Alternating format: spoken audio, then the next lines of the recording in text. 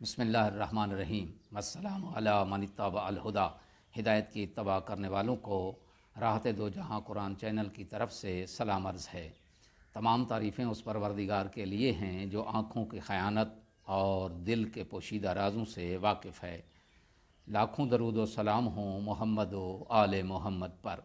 سامعین کرام صاحبان ایمان، ہمارے آج کے سبق کا موضوع ہے سورہ بقرہ کی آیت نمبر 182۔ تو آئیے پروردگار کے پاک نام سے اپنے سبق کا آغاز کرتے ہیں۔ بسم اللہ الرحمن الرحیم۔ فمن خاف من موص جنفا او اثما فاصلح بینہم فلا اثم علیہ ان اللہ غفور الرحیم۔ ترجمہ: البتہ جو شخص یہ خوف محسوس کرے کہ وصیت کرنے والے نے جانبداری کا یا گناہ کا ارتکاب کیا ہے، پھر وہ آپس میں صلح کرا دے تو اس پر کوئی گناہ نہیں۔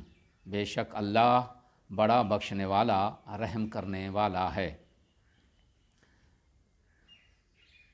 آیت کی تفسیر: وصیت میں بالمعروف یعنی نیکی اور مناسبت پر مبنی ہونا شرط ہے، لہٰذا اگر وصیت کرنے والا اپنی وصیت میں عدل اور انصاف سے انحراف کرتا ہے اور کسی ایک سے جانبداری برتتا ہے یا کسی ناجائز چیز کے لیے وصیت کرتا ہے یعنی راہ عصیان میں وصیت کرتا ہے، تو اس صورت میں آپس میں ہونے والے فسادات کو ختم کرنے اور صلح و صفائی پیدا کرنے کے لیے وصیت کو بدل دیتا ہے، تو اس تبدیلی میں کوئی گناہ نہیں ہے۔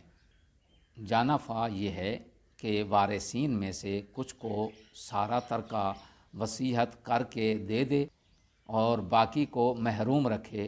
یہاں پر یہ فاصلح بینہم کا مقام ہے، ان کے درمیان صلح کرانے کا مقام ہے۔ وہاں پر اگر وصیت نامے میں تبدیلی کر دی جائے تو اس میں کوئی گناہ نہیں ہے۔ اسم یعنی گناہ کے موارد کے لیے وصیت کرے، یعنی اگر وہ کسی گناہ کے لیے یا کسی غلط کام کے لیے وصیت کرتا ہے، مثلا یہ وصیت کرے کہ یہ میرے مال کا ایک حصہ شراب کشیدگی کے کارخانے پر صرف کر دیں، تو اس طرح اس وصیت کو قبول نہیں کیا جائے گا۔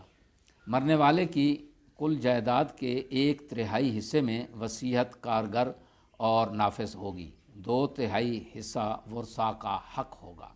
احکام میراث اور احکام وصیت کو مجموعی طور پر دیکھا جائے تو نہایت جامع اور حکیمانہ قانون سامنے آتا ہے کہ مرنے والے کے رشتہ داروں میں سے کچھ ایسے ہوتے ہیں جو وراثت کے حقدار ہیں، اور کچھ ایسے بھی ہو سکتے ہیں جو وراثت کے حقدار نہیں بن سکتے۔ مثلا وہ پوتے اور نواسے جن کے ماں باپ، دادا اور نانا کی زندگی میں مر جاتے ہیں، ان کے لیے وصیت ایک جائز اور معقول ذریعہ ہے۔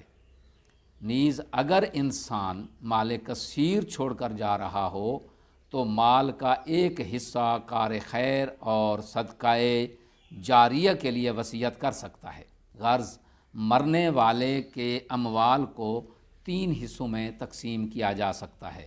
ان میں سے 2/3 قانون وراثت کے تحت وارث لے جائیں گے، اور مرنے والا چاہے یا نہ چاہے یہ ورثاء کا حق ہے، اور 1/3 حصہ وصیت کے ذریعے اپنی مرضی سے کسی کو دیا جا سکتا ہے۔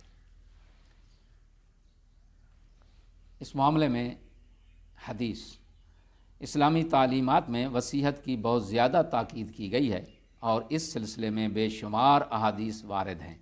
چنانچہ امام جعفر صادق علیہ الصلوۃ والسلام سے ایک روایت ہے: من لم یوص عند موتہ لذوی قرابتہ ممن لا یرثہ فقد ختم عملہ بمعصیۃ۔ ترجمہ: جو شخص اپنی موت کے وقت اپنے ان رشتہ داروں کے لیے جو اس کے وارث نہیں بن سکتے وصیت نہیں کرتا، تو اس نے اپنے اعمال کا خاتمہ معصیت پر کیا ہے۔ اس آیت میں بیان ہونے والے اہم نکات: پہلا نقطہ یہ ہے کہ اسلامی تعلیمات میں عدل اور انصاف کو ہر چیز پر فوقیت حاصل ہے۔ دوسرا نقطہ اس میں یہ ہے کہ قانون وصیت میں موصی اور ورثاء دونوں کی مصلحت اور حقوق کو جمع کیا گیا ہے۔ اور تیسرا اور آخری نقطہ اس میں یہ بیان ہوا ہے، خرابیوں کی اصلاح مداخلت بے جا نہیں بلکہ مغفرت اور رحمت کا باعث ہے۔ دعا ہے کہ خداوند عالم ہمیں مرنے سے پہلے وصیت کرنے کی توفیق عطا فرمائے۔ سامعین سے گزارش ہے کہ احکامات الہی کو اپنے حلقہ احباب میں پھیلائیں۔ وآخر دعوانا ان الحمد للہ رب العالمین۔